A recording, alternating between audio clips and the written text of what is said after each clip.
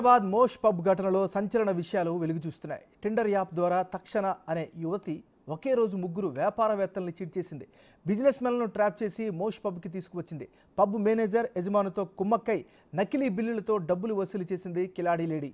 Liquor తాగినట్టు నటించి ఒక్కొక్కరి దగ్గర నుంచి వేల రూపాయల నకిలీ బిల్లు చేసి ఆ సొమ్మును దోచేసింది.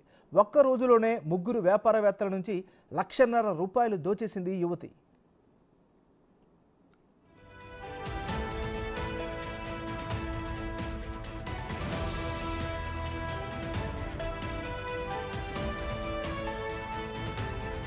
వ్యవహారంలో మోష్ పబ్ ముగ్గురు యజమానులతో పాటు మేనేజర్పై కేసు నమోదు చేశారు. మొత్తం ఘటనలో 10 మందిపై కేసు నమోదు చేయగా ఇప్పటి వరకు 6గురిని అరెస్ట్ చేశారు.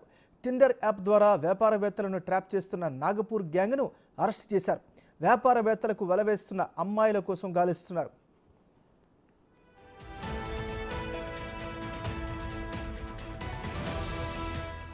హైదరాబాద్ మోష్ పబ్ ఘటనలో సంచలన విషయాలు వెలుగు చూస్తున్నాయి. టిండర్ యాప్ ద్వారా తక్షణ అనే యువతి ఒకే రోజు ముగ్గురు వ్యాపారవేత్తల్ని చీట్ చేసింది. బిజినెస్ మ్యాన్లను ట్రాప్ చేసి మోష్ పబ్కు తీసుకొచ్చింది. పబ్ మేనేజర్ యజమానితో కుమ్మక్కై నకిలీ బిల్లులతో డబ్బులు వసూలు చేసింది కిలాడీ లేడీ. ఈ ఘటనకు సంబంధించి మరింత లేటెస్ట్ అప్డేట్స్ని మా రిపోర్టర్ సురేష్ అందిస్తారు. సురేష్, చెప్పండి.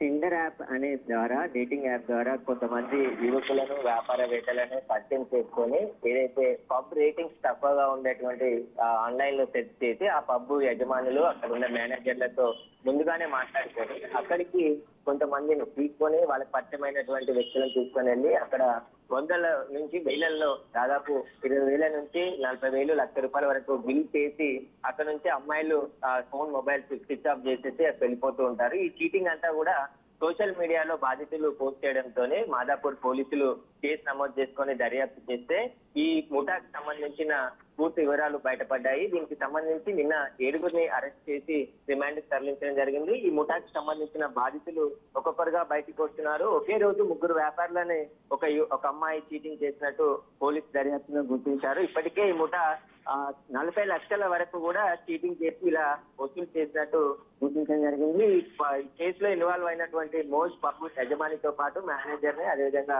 మరో వ్యక్తితో పాటు నిన్న 7 మందిని అరెస్ట్ చేసి రిమాండ్ తరలించారు. ఇంకా బాధితులు ఎవరైనా ఉంటే నేరుగా పోలీస్ స్టేషన్ వచ్చి ఫిర్యాదు చేయాలని చెప్పేసి పోలీసులు చెప్పడం జరిగింది. ఇలాంటి కొత్త రకమైన మోసం హైదరాబాద్ లో మొదటిసారి వెలుగులోకి వచ్చింది. ఎందుకంటే గతంలో పబ్బులకి అమ్మాయిలని పెట్టుకొని వచ్చేందుకు కొంత వెసులుబాటు కల్పించే యజమానులు ఇలాంటి ఎందుకంటే కొంతమందిని తీసుకొచ్చి బిల్లుల కోసం వారికి వచ్చే కమిషన్ ద్వారా పంచే విధంగా ఏర్పాటు చేసుకొని ఇలాంటి చీటింగ్ పాల్పడుతున్నట్టు పోలీసులు గుర్తించారు. Thank you Suresh.